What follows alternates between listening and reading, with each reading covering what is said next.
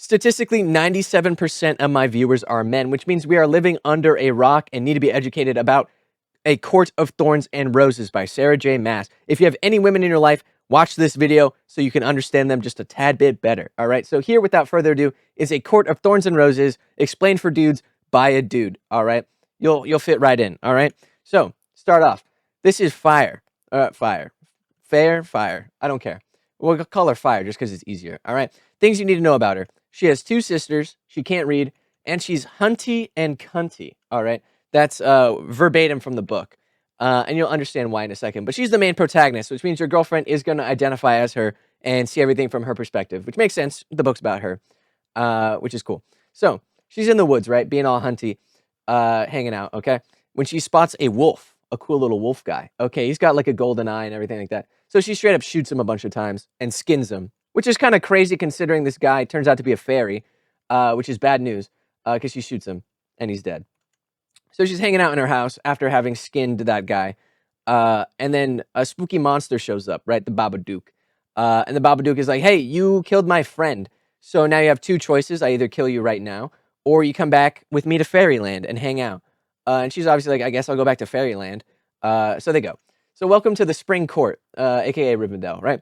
So she wakes up in her little bed, and she's chilling. She gets up, and she meets this guy. New character alert. This guy's name is Tamlin.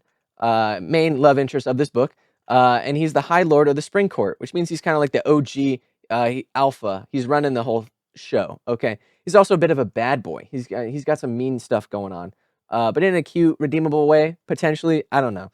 Yeah, he's kind of a bad guy. But every year they've got a big rave in Fairyland called Callan Mai. Okay, and Tamlin is telling Fire, stay home. You can't come hang out with us. All the fairies get like super drunk on magic and stuff like that, and do some like kinky stuff. Okay, read the book if you really want to read those scenes. Okay, but she doesn't. So she goes out into the forest. She ends up almost getting jumped, but then she gets saved by this guy. All right, hottie, new character alert. All right, this guy's name is Rysand. You should remember it because he's like the only other main guy besides Tamlin. Okay, things about him. Shadow magic guy. He's got like he's from like the Night Court, so he's got some cool shadow magic. So he's immediately way cooler. He's also mean with a winky face. So he's like, what's this whole deal? We will find out in future books. You know what I mean? All right, he's mean, so he's just mean right now. Okay, so they're hanging out in the forest as they do, and he's like, "Hey, Shoddy, what's your name?" Right? And she lies and say Claire Better is her name, right? Because women love to have hot chip, be bisexual, and lie. So she lies to this guy. He's like, "Okay, cool." So then she leaves, and she goes back to Human Town. All right, and in Human Town, she's like, "Whoa. Oh my God, the whole Better family that I said I was a part of is dead. What's going on? What's going on?" So she runs back to Fairyland, okay, and she's like, "Hey, Tamlin, where's Tamlin?" Tamlin is outie, all right? And she's like, "Oh my God, the only guy I told my name was Rysand. What is going on? I'm absolutely losing it." So she goes, and this is when we are introduced to a new evil character who has Tamlin locked up in an evil mountain, okay? And this character's name is Amarantha. Is just the way I say it. Say it however you want. But she's the main villain of the book, all right, Amarantha. So she's like a little evil witch and stuff like that. She's got our boy locked up, and she goes and she's like, "Hey, where's my man?" Right? Because at this point they're in love with each other, okay?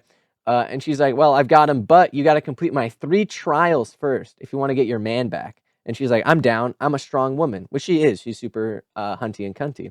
But after every trial, she goes back to the little prison, right, in the mountain. And she's like, "Man, this sucks." But guess who it is? It's Rysand. Yeah, he sneaks in and he's like, "Hey, hey girl, you up?" You know what I mean? He's like, trying to be a little flirty. He's like, "Hey, come stay with me at the Night Court. I'll like heal you. Let's make a deal," kind of thing. Eventually she like is like, "All right, that sounds good." So he gives her like a health pack and stuff like that. This becomes a little bit of a pattern. So she's like doing her trials, and then Rysand comes in, gives her a health pack, a little bit of an assist. Same thing, doing another trial, comes in with the assist. So eventually, she's like, "Oh man, I completed all the trials. I got my Keyblade now. I can save my man." Okay, super cool. But then the evil witch comes out, and she's like, "Nah, not on my watch." The whole thing was like a plan. You know what I mean? I'm still gonna kill you anyway. She gets the belt out, right? And they start brawling a little bit. And I kid you not, the evil witch straight up snaps this girl's neck. I'm not making this up. Not making this up. This is in the book. This is real. Spoiler alert, by the way. She's dead. She dies. Okay. And you're wondering, there's like 4 more books. Exactly. So she's dead, right? So all the fairies gather her up, do some Darth Vader type stuff where they're like, all right, we can rebuild her. And by doing that, they like everyone pours in a little bit of their magic juice, not in like a winky face way, but in like a literal like they're all giving up some magic to bring her back to life. That's right, she's back to life, baby. And she's also a fairy now, which is weird and has implications for the future. She's also weirdly the most powerful fairy now. I don't really understand it. There's not a lot of lore behind like making fairies out of dead humans, which is way cooler and more Full Metal Alchemist type stuff. So anyway, we're getting near the end of the book. So by the end of the book, she is traumatized. Obviously, she died and came back to life, and now she's like, "Oh my god, I had to kill a bunch of fairies during that trial to save this one fairy that I'm in love with." Traumatized. We got Tamlin. He's traumatized as well because he's like, "I was captured and it sucked. I'm traumatized. I'm having some emotional issues, right?" And then obviously we're left with Rysand, and he's just hot. He's just hot. All right. So we'll see more of him in the next book. All right. So this is where it ends off in book 1. Okay. So that's the end of book 1. All right. If you like this video, leave a like. If you subscribe to this video, subscribe.